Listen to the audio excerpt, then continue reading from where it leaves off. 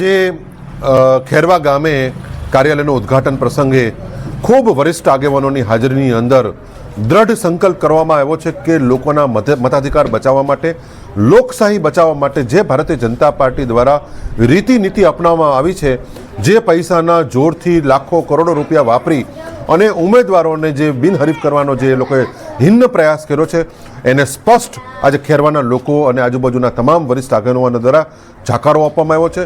અમારા ઉમેદવાર ભાઈ શ્રી મહેશભાઈ અને અમારા જિલ્લા પંચાયતના ઉમેદવાર ભાઈ શ્રી રાજુભાઈને જંગી બહુમતીથી આ વિસ્તારમાંથી જીતાડવા માટે તમામ સમાજના લોકો, 18 વર્ણના લોકો, તમામ ધર્મના લોકો એક કટિબદ્ધ છે. ભારતીય જનતા પાર્ટીનો ઘમંડ આ વખતે તૂટવાનો છે.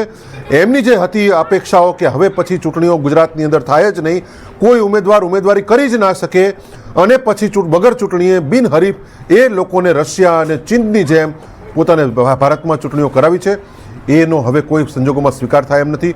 ભારતીય જનતા પાર્ટીએ નાની એવી તાલુકા પંચાયતની ચૂંટણી લડવાની હવે હેસિયત ગુમાવી બેઠી છે. એ ભારતીય જનતા પાર્ટીએ સાબિત કર્યું છે.